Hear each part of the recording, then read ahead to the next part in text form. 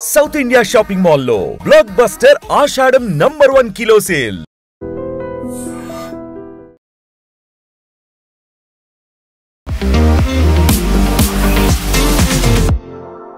నమస్తే, నేను Kavitha. Welcome to I dream news and నిజాలు.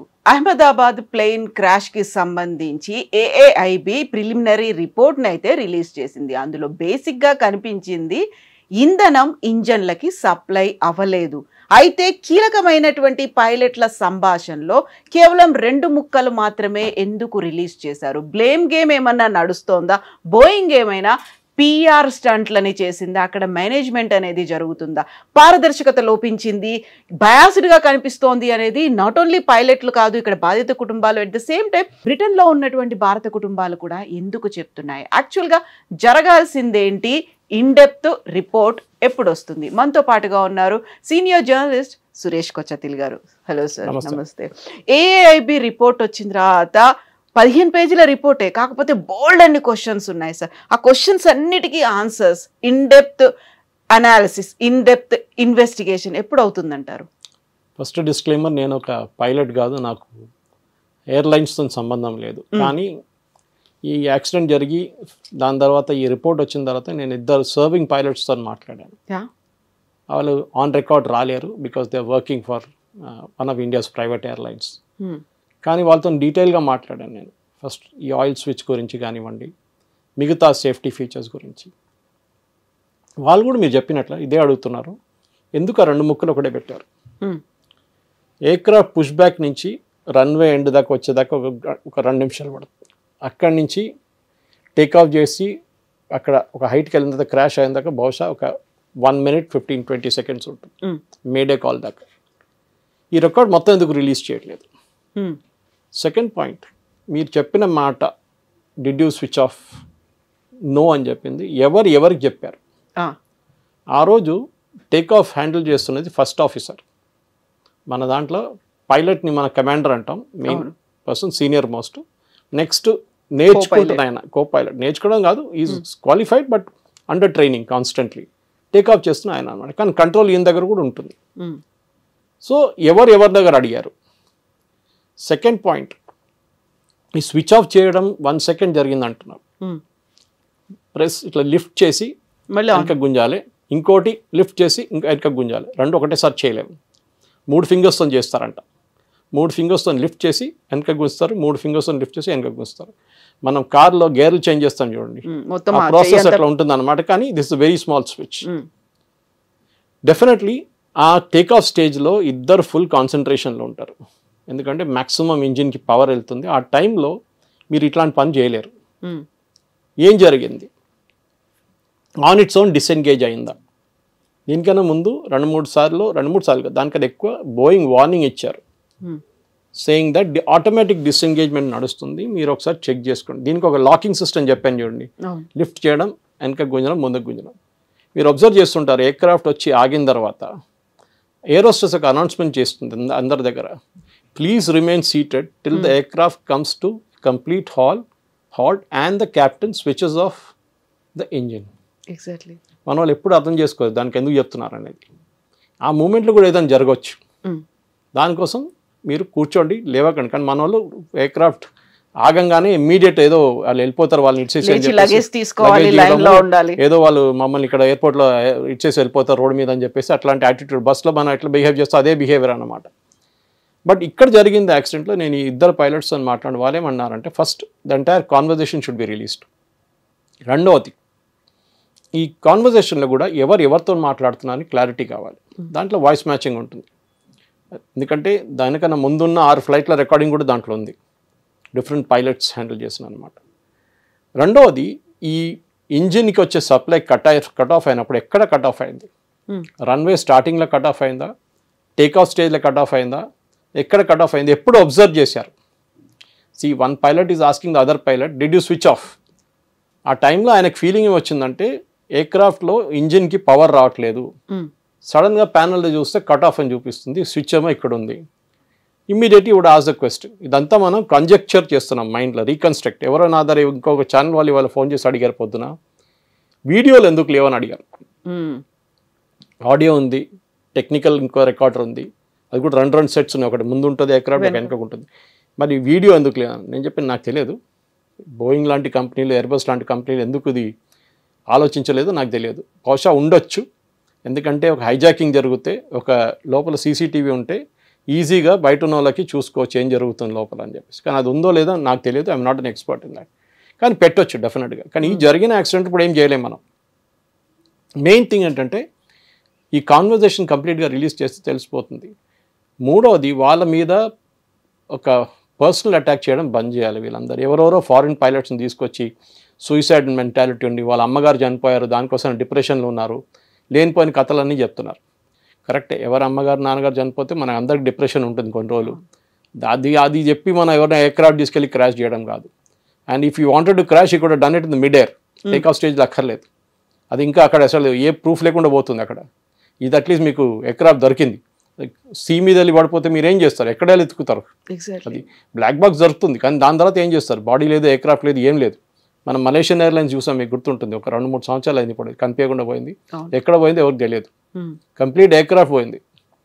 That was a pure case where the pilot head switched off everything. దాంట్లో transponder switch off చేసేసారు, దాంట్లో ఏటీసీకి ఉన్న కమ్యూనికేషన్ స్విచ్ ఆఫ్ చేసేసారు, రేడియో స్విచ్ ఆఫ్ అన్నీ చేశారు. కానీ ఆ పైలట్కి ఒకటే తప్పు, ఆయనకి ఎప్పుడు తెలియదు, కానీ బహుశా వాళ్ళకి ట్రైనింగ్లో కూడా చెప్పలేదు. ఇంజిన్ ఉంటుంది చూడండి, ఇంజిన్ తయారు చేసేది ఇంకో కంపెనీ ఉంటుంది. ఎప్పుడు బోయింగ్ ఇంజిన్ బోయింగ్ తయారు చేయరు, ఆ జీ ఉంటుంది, లేకుంటే ప్రాట్ అండ్ విట్నీ ఉంటుంది, ఇంకెవరైనా ఉంటారు, మెక్డానల్డ్ డగ్లస్ ఉంటారు. ఆ ఇంజిన్లో ఒక బీపర్ ఉంటుంది, అది కాన్స్టెంట్గా బీప్ చేస్తూనే ఉంటుంది. ఎవ్రీ ఐ థింక్ 15 minutes ఒకసారి బీప్ చేస్తుంది, ఐఎమ్ హియర్ అని చెప్పడానికి. ఏది మీ జాగ్రఫికల్ లొకేషన్ మన జీపీఎస్ లాగా చెప్తున్నాం, నేను ఇక్కడ ఉన్నాను. దాని 15 నిమిషాల తర్వాత నేను ఇక్కడ ఉన్నాను అని ఏటీసీకి అలా వెళ్తూ ఉంటుంది. అది it goes to the manufacturer, not to to the ATC. Okay, A engine తయారు చేసే మ్యానుఫ్యాక్చరర్ ఉన్నారో వాళ్ళకి వెళ్తుంది. రేపు ఆ ఇంజిన్లో ఏమైనా ప్రాబ్లం అయితే కూడా వాళ్ళకి ఇమీడియట్ నోటిఫికేషన్ వస్తుంది, ఇంజిన్లో ఏదో ప్రాబ్లం ఉందని చెప్పి, even before the pilot recognizes. Anyway that's a case with Malaysian airlines. కానీ ఈ కేసులో కూడా మనకు టేక్ ఆఫ్ స్టేజ్లో మనం అందరు చూసాం, స్విచ్ ఆన్ చేసిన తర్వాత స్విచ్ ఆన్ చేశారు 2 ఇంజిన్స్లు, ఒకటి ఫుల్ థ్రాటిల్ పికప్ చేసుకుంది, అది కూడా నేను మాట్లాడి. Next one picking up, time పడుతుంది అది. కానీ ఈ 2 స్విచ్ ఆన్ చేయడానికి 4 seconds పట్టింది, ఆఫ్ చేయడానికి 1 second పట్టింది. Which means 1 second you cannot switch off engines. అది కూడా నేను మాట్లాడిన ఇద్దరు పైలట్ కూడా అదే అంటున్నాను, మేము రెగ్యులర్గా ఆపరేట్ చేస్తాం కదండి, వచ్చినప్పుడు కూడా అది గుంజి వెనకకి తీసి సెకండ్ 3 fingers తీసి వెనకకి గుంజడంలో మాకు మినిమం 3 seconds 4 seconds పడుతుంది. అని ఆగినప్పుడు మా అంత టెన్షన్తో మేము మెల్ల చేస్తాం దాన్ని, ఒక ఇంజిన్ తర్వాత ఒక ఇంజిన్ ఆఫ్ చేస్తాం. 2 ఇంజిన్లు ఒకటేసారి గుంజడం ఏంటండి?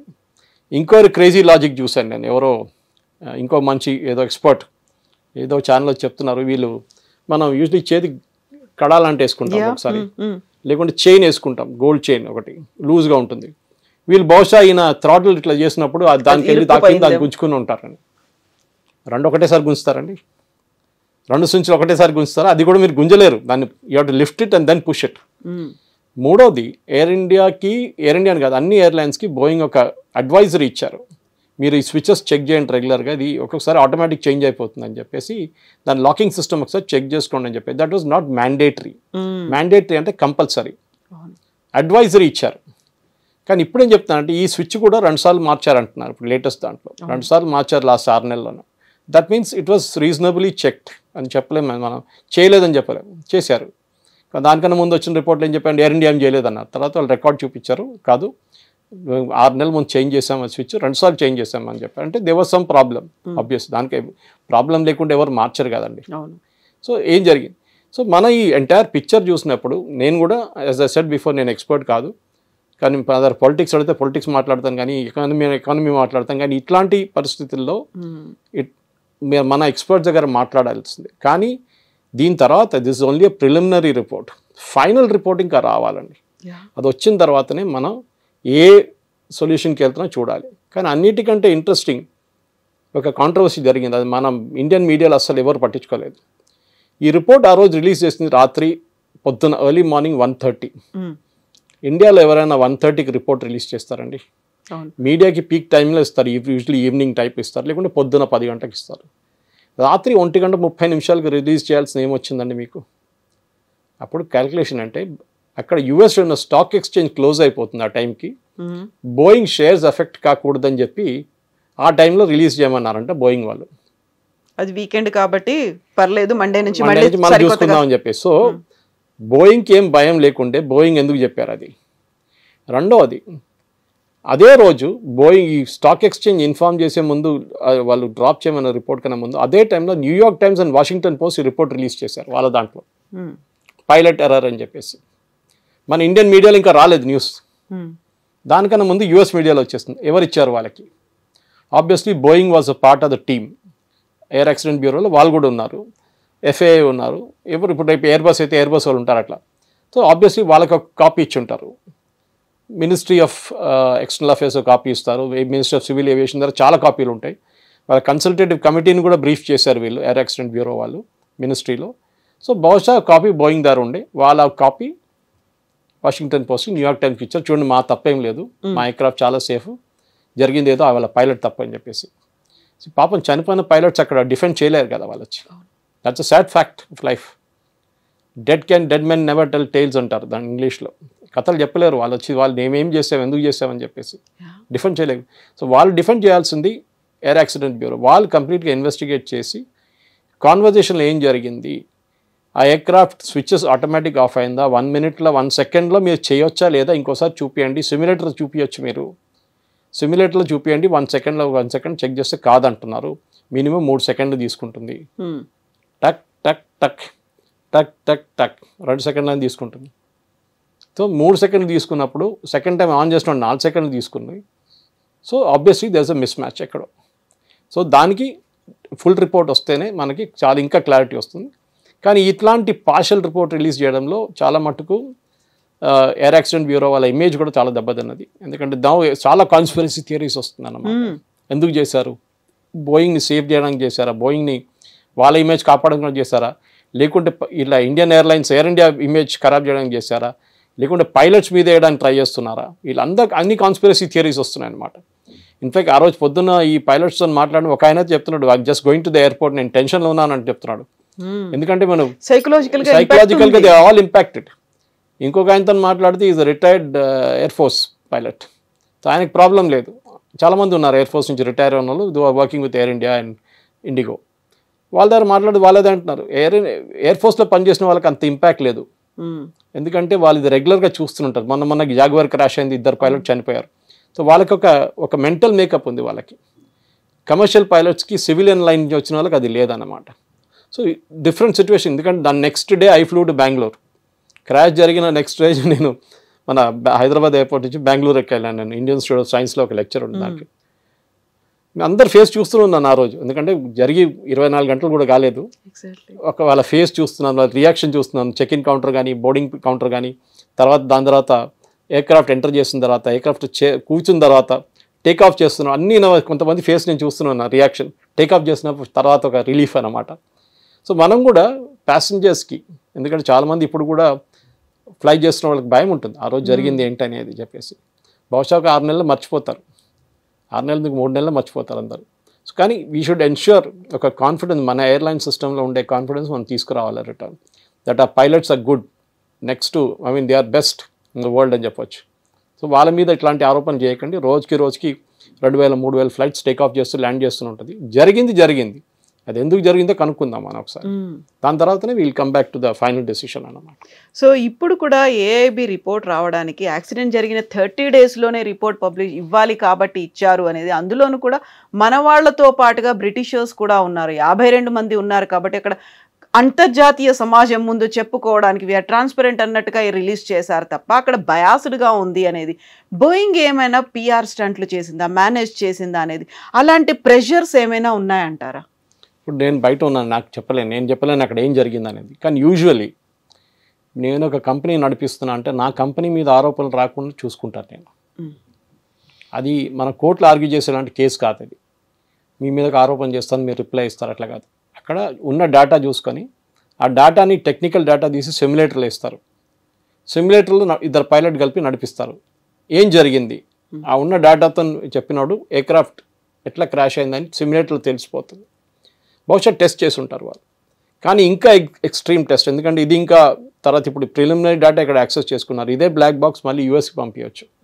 అక్కడ FAA వాళ్ళు, బోయింగ్ వాళ్ళు మళ్ళీ చెక్ చేస్తారు ఇంకోసారి. కానీ డెఫినెట్గా బోయింగ్ వాళ్ళ మీద రాకుండా చూసుకుంటారు, అది వాళ్ళ సెల్ఫిష్ మోటివ్. ఎందుకంటే దీనికన్నా ముందు మొన్న కేసులో దే ఆర్ పేడ్ చాలా బిలియన్స్ పే చేశారు కాంపెన్సేషన్ క్రాష్లో, పాత క్రాష్లో ఒకటి. సో అట్లాంటి ఇవ్వాల్సి వస్తుంది. 260 మందికి వాళ్ళు బిలియన్స్ ఇవ్వాలంటే వాళ్ళ కంపెనీ బ్యాంక్రప్ట్ అయిపోతారు. అది రాకుండా చూసుకుంటారు. ఇంకోటి బ్యాంక్రప్ట్ కావడం కాదు, వాళ్ళ మీద ఎయిర్క్రాఫ్ట్ మీద ఉన్న ఒక విశ్వాసం పోతుంది వాళ్ళు. ఎగ్జాక్ట్లీ. ఎందుకంటే సేఫ్ ఎయిర్క్రాఫ్ట్ అని చెప్పేసి ఉన్న అది ఉంటుంది కదా, అది వెళ్ళిపోతుంది. బోయింగ్కి దీనికన్నా ముందు కూడా చూస్తాం మనం, 2 క్రాష్లు జరిగింది. లైన్ ఒకటి ఇక్కడే 2 ఏషియాలో జరిగింది 2 క్రాష్లు. నోస్ అప్ వెళ్ళి మళ్ళీ నోస్ డౌన్ వచ్చి అది స్టెబిలైజ్ కాకుండా క్రాష్ అయిపోయింది ఎయిర్క్రాఫ్ట్. అది లయన్ ఎయిర్ ఒకటి మీకు గుర్తుంటుంది. సో ఇట్లాంటి పరిస్థితి జరిగిందని కాదు, it has happen. But we need to ensure confidence. ఎందుకంటే దాని తర్వాత బోయింగ్ అడ్మిట్ చేశారు, మా దాంట్లో ఫ్లా ఉందని చెప్పి ఆ ఎయిర్క్రాఫ్ట్ చాలా రోజులు గ్రౌండ్ చేశారు వాళ్ళు, ఆ మోడల్ అన్నమాట. కానీ తర్వాత మళ్ళీ ఇప్పుడు ఫ్లై చేస్తుంది. ఎయిర్క్రాఫ్ట్ అనేది యాక్సిడెంట్స్ ఉంటుంది, కానీ ఇప్పుడున్న టెక్నాలజీతో సహా ఫ్లై బై వైర్ అంటారు, మీరు చూసుంటారు. ఒకసారి టేక్ ఆఫ్ చేసిన తర్వాత పైలట్స్ ఇంటరాక్షన్ చాలా తక్కువ ఉంటుంది ఎయిర్క్రాఫ్ట్తో. అది ఆటోమేటిక్ కంప్యూటరైజ్ చేసిన రూట్ ఉంటుంది దాంట్లో, ఆ రూట్లోనే ఫ్లై చేస్తుంది. హైదరాబాద్ టు బెంగళూరు అంటే కంప్లీట్ కీ చేసి ఉంటుంది దాంట్లో. ఇక్కడ నుంచి టేక్ ఆఫ్ చేయగానే శంషాబాద్ ఏటీసీ, దాని తర్వాత నెక్స్ట్ ఏటీసీ కర్నూలు ఏటీసీ తర్వాత అట్లా చూసుకుంటే వెళ్ళిపోతారు వాళ్ళు స్టెప్ బై స్టెప్ అన్నమాట. So only take off and landing టైంలోనే పైలట్స్కి చాలా మటుకు ఇంటరాక్షన్ ఉంటుంది. ఇంకోటి ఎయిర్ టర్బ్యులెన్స్ ఉన్నప్పుడు ఎక్కడైనా అప్పుడు వాళ్ళు టేక్ ఓవర్ చేసుకుంటారు ఎయిర్క్రాఫ్ట్, లేకుంటే వాళ్ళు దే ఆర్ రిలాక్స్డ్ అనమాట. చూసుకుంటే పోతున్నారు ఎయిర్క్రాఫ్ట్, అన్ని పారామీటర్స్ స్టేబుల్గా ఉంది. ఓన్లీ టేక్ ఆఫ్ అండ్ ల్యాండింగ్లోనే ఇంజిన్ మీద మ్యాక్సిమం స్ట్రెస్ ఉంటుంది. అది మన ఈవెన్ కార్ స్టార్ట్ చేసినప్పుడు మీకు గుర్తుంటుంది, ఫస్ట్ ఒక 5 సెకండ్లు 10 సెకండ్లు కార్ చేస్తున్న శబ్దాలు వింటే మనకే భయం వేస్తుంది ఒకసారి, ఏంటో ఇట్లాంటి సౌండ్లు వస్తున్నాయని. సో ఆ ఒక టేక్ ఆఫ్ స్టేజ్లో చిన్న కార్ ఇట్లా ఉంటే ఎయిర్క్రాఫ్ట్ అనేది వచ్చించండి ఎంత పెద్ద పవర్ ఉంటుంది, దాని ఫ్యూయల్, దాని లోడ్, ప్యాసింజర్ లోడ్ కానీ మన లగేజ్ లోడ్, ఇదంతా చూసుకునే కదా వాళ్ళు టేక్ ఆఫ్ చేస్తారు. ఈ కేసులో కూడా జరిగింది, but we can't say for sure. ఇక్కడున్న ఎక్స్టెన్సివ్ రిపోర్ట్ తీసుకురావడంలో నెల కోసం ప్రెషరైజ్ పెట్టారని మీ అడిగిన ప్రశ్నకి నేనైతే అట్లా చేయకూడదు. At least as a professional you should never do it. చేశారో లేదనేది గవర్నమెంట్ కూడా చెప్పట్లేదు, ఎందుకంటే గవర్నమెంట్కి యాక్చువల్లీ టెక్నికల్ దాంట్లో రోల్ లేదు. మళ్ళీ వాళ్ళు వెళ్ళి దాంట్లో చేయబడితే ఇంకా పెద్ద ఇష్యూ అయిపోతుంది అది. ఎందుకంటే వీళ్ళు ఆల్రెడీ ఉన్నారు కదా, బోయింగ్ వాళ్ళు ఉన్నారు, బ్రిటిష్ వాళ్ళు ఉన్నారు, యూఎస్ వాళ్ళు ఉన్నారు. వీళ్ళందరూ ఉన్నప్పుడు మీరు ఇంకో రిపోర్ట్ తయారు చేస్తున్నాడు, వీరందరూ కలిసి సైన్ చేయాల్సింది రిపోర్ట్ మీద, that we all agree with the findings అని.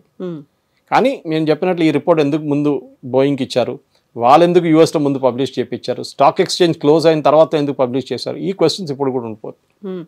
బోల్డ్ అన్ని అన్ఆన్సర్డ్ క్వశ్చన్స్ ఉన్నాయి ఇప్పటికీ. అయితే ఒక నమ్మకం, ఎస్ మాకు ఒక న్యాయం, ప్రాణాలు అయితే రావు, ఒక నమ్మకం, ఒక న్యాయం అనేది నిజంగా చాలా మంది బయటికి చెప్పుకోలేని వాళ్ళు కూడా ఎదురు చూస్తున్నారు, ఇంక్లూడింగ్ అక్కడ pilots family members. Blame game అంతా వాళ్ళ మీద పోతోంది ఇప్పుడు చూస్తూ ఉంటే. కరెక్ట్, అది ఇప్పుడు చేయకూడదండి. ఇట్స్ అబ్సల్యూట్లీ హారిఫిక్ అన్నమాట, చేయకూడదు. వాళ్ళ మీద వాళ్ళు ఆల్రెడీ వాళ్ళ హస్బెండ్ కానివ్వండి, వాళ్ళ మదర్ ఫాదర్ ఉంటారు, వాళ్ళు అప్సెట్ అయి ఉంటారు. వాళ్ళంతా ట్రామాలో ఉన్నప్పుడు వెళ్ళి ఇట్లా ఆరోపణలు చేయడం without proof, it is not correct. ఎవరు అడిగారు, ఎస్ ఐ నాట్ స్విచ్డ్, అవి అయిపోయింది కదా, ఇక్కడ నెక్స్ట్ ఏంటి, అది ఎందుకు జరిగిందని ఇన్వెస్టిగేట్ చేయాలి. చేసాడని చెప్పి మళ్ళీ వీళ్ళు ఇన్సిస్ట్ చేసే ఎట్లాంటిది, అది కూడా ఎవడో ఫారిన్ పైలట్స్ని తీసుకొచ్చి, అది ఆలోచించాలి మనం. సో ఎగ్జాక్ట్లీ ఈ ఇన్సిడెంట్ జరిగిన తర్వాత ఇలాంటి వరుస ఇన్సిడెంట్స్ చూస్తున్నాము మనం. ఉత్తరాఖండ్లో ఒక హెలికాప్టర్ క్రాష్ అయింది, 6 చనిపోయారు అనేది. వెరీ రీసెంట్గా ఒక జాగ్వార్ కుప్పకూలింది అని. అంతకుముందు కూడా మిగిల్ అంటే మనకి ఫ్లయింగ్ కాఫిన్స్ ఇలాంటి పేర్లు అనేవి కూడా ఉండేది. జాగ్వార్ కూలడం, మనం కాలం చెల్లిన వాటిని ట్రైనింగ్ కోసం వాడుకుంటున్నామా, లేకుంటే వాటి మీదే డిపెండెన్సీ అనేది పెరిగింది? మనకి ప్రాబ్లం ఎక్కడ వచ్చిందంటే 2000 నుంచి స్పెసిఫికలీ 2004 నుంచి 2014 దాకా మనం ఒక్క కొత్త ఎయిర్క్రాఫ్ట్ కూడా కొనలేదు. ఉన్న పాత ఎయిర్క్రాఫ్ట్ని అప్గ్రేడ్ చేసుకుంటూ పోయాం. ఈ జాగ్వార్ అనేది ఇప్పుడున్న రఫేల్ వాళ్ళ తండ్రి, first generation second generation aircraft అదంతా.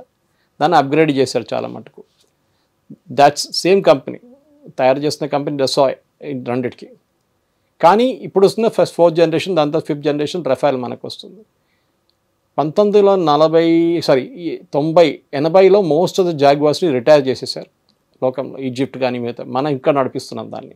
మన ఇండియన్స్ ఒక యాటిట్యూడ్ ఉంది, ఎక్కడ దాకా నడిపిద్దాం అని చెప్పేసి జుగాడ్ చేసి ఎట్లనో. మీరు బిలీవ్ చేయరు, జాగ్వార్స్కి పార్ట్ లేకుంటే I think the previous government ఎక్కడో ఖతార్ నుంచో లేకుంటే బహ్రీన్ నుంచో మనం పాత జాగ్వార్ తీసుకొని, ఫ్లయింగ్ కండిషన్ లేదు, దాన్ని తీసుకొని పెద్ద ఎయిర్క్రాఫ్ట్లు వేసేసి తీసుకొచ్చి దాని పార్ట్స్ వాడుకున్నాం మనం, స్పేర్ పార్ట్స్గా వాడుకున్నాం. ఆలోచించి కొంతమంది చేస్తారు, మన మోటార్ సైకిల్ వాళ్ళు చేస్తారు ఈ పని, రిపేర్ చేస్తున్న వాళ్ళు. ఇది చేసాం మనం. మనం ఆలోచించండి 10 సంవత్సరాలు ఒక్క కొత్త ఎయిర్క్రాఫ్ట్ కొనలేదు. And A K Antony then defence minister Manmohan Singh గవర్నమెంట్లో పార్లమెంట్లో స్టేట్మెంట్ ఇచ్చారు, మనం ఎందుకు కొనట్లేదంటే డబ్బులు లేదని చెప్పారు. అఫీషియల్ స్టేట్మెంట్, నేను చెప్పట్లేదు, మీరు చెప్పట్లేదు, ఏకే యాంటనీ ఇచ్చిన స్టేట్మెంట్. దాని తర్వాత రఫాల్ వచ్చినప్పుడు మీకు గుర్తుంటే ఎంత కాంట్రవర్సీ తయారు చేశారు వీళ్ళు కావాలని చెప్పేసి. ఎందుకంటే చైనాకు ఒక భయం ఉంది, పాకిస్తాన్ కాదు, చైనాకు భయం ఏంటంటే ఈ రఫాల్ అనే ఎయిర్క్రాఫ్ట్ని మనం ఒక అరుణాచల్ ప్రదేశ్ వైపు నుంచి ఒకటి, ఒక్కొక్క స్క్వాడ్రన్ ఏమో లదాఖ్లో పెట్టుకుంటాం మనం. ఒక స్క్వాడ్రన్లో 12 నుంచి 14 ఎయిర్క్రాఫ్ట్ ఉంటాయి, కొన్నిట్లో 16 ఉంటుంది. మన దగ్గర 3 స్క్వాడ్రన్లు ఉన్నాయి రఫాల్ది. ఒకటేమో పాకిస్తాన్ వైపు, రెండేమో చైనా వైపు. చైనాకి ఎయిర్క్రాఫ్ట్ ఏ ప్రసక్తి అక్కడ రాకూడదని చెప్పేసి వాళ్ళు చాలా కొట్లాడారు మన వాళ్ళతో ఇన్ఫ్లుయెన్స్ చేయడానికి, త్రూ రాహుల్ గాంధీ కానీ మిగతా వాళ్ళతో. చాలా హిందూ లాంటి publications, Hindu is a communist news paper, అందరికి తెలుసు అది, వాళ్ళతో ఆర్టికల్స్ పబ్లిష్ చేయించేసి ఈ కాంట్రాక్ట్ ఎట్లానే క్యాన్సిల్ చేయడం వాళ్ళు చాలా ట్రై చేశారు. కానీ మోదీ గవర్నమెంట్ దాంట్లో they were very straight fast, తీసుకొచ్చారు ఏం కానీ మనకు కావాలని చెప్పేసి. మీరు చూసుంటే దాని రిజల్ట్ ఇప్పుడు ఆపరేషన్ సింధూర్లో చూసాం. బాలాకోట్లో మన ఎయిర్క్రాఫ్ట్ పాకిస్తాన్ ఎంటర్ చేయాల్సి వచ్చింది. మన సుఖాయ్ కానివ్వండి, మిగ్స్ కానీ, దే హ్యాడ్ టు ఎంటర్. ఒక దాంట్లో అభినందన్ని వాళ్ళు కొట్టుపడేస్తారు. సో ఎందుకంటే మనకు షూట్ అండ్ స్కూట్ లేకుండే అప్పుడు. షూట్ అండ్ స్కూట్ ఏమవుతుందంటే మన బార్డర్ వైపు ఉండి, మన బార్డర్ లోపలనే ఉండి మిసైల్కి డైరెక్షన్ ఇస్తారు, దాంట్లో కీ చేసేస్తారు మిసైల్కి, ఈ లాటిట్యూడ్ ఈ లాంజిట్యూడ్ అని చెప్పి. దానికి ఒక ఫోటోగ్రఫిక్ మెమరీ కూడా ఉంటుంది. బాలకోట్కి వెళ్ళి కొట్టని కానీ అది వెళ్ళిపోతుంది.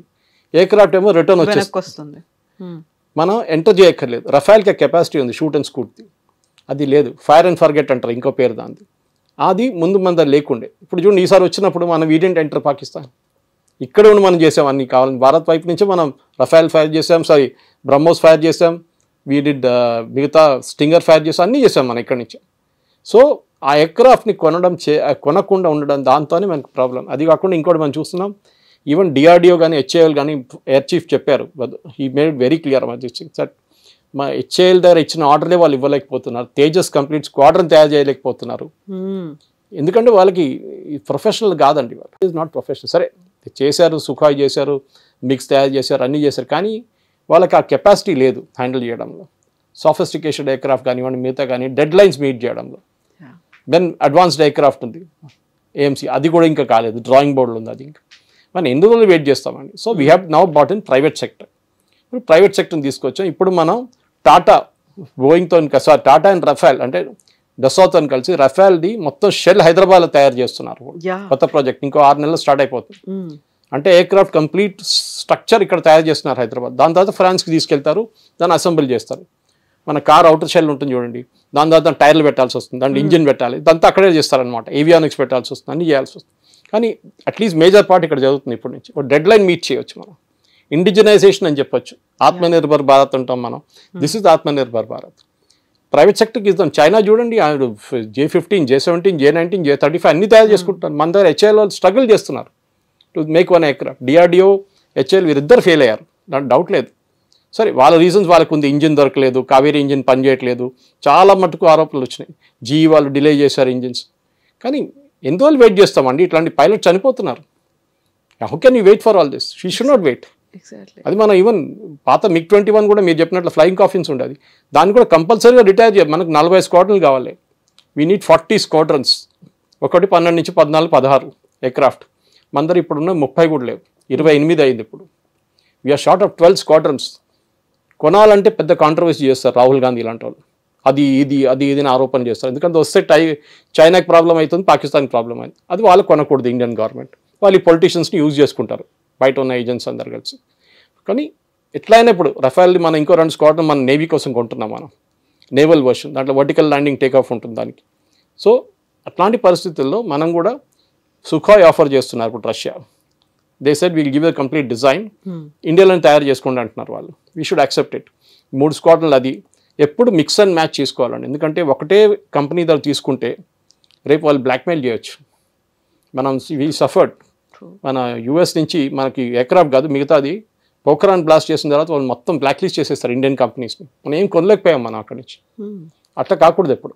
We should buy some aircraft from US, some aircraft from Russia, some aircraft from France, mix and match చేసుకోవాలన్నమాట. మొనోపలి అనేది అక్కడ ఉంటుంది. మొనోపలి ఒకటే కాదు, వీళ్ళది ఏంటంటే వీళ్ళకి ఒక ఇది వచ్చేస్తుంది, అరెగెన్స్ వచ్చేస్తుంది. మా దగ్గరికి ఉంటాడు, ఎక్కడికి వెళ్తాడు వీడు అని చెప్పేసి. అది ఎప్పుడు కాకూడదు.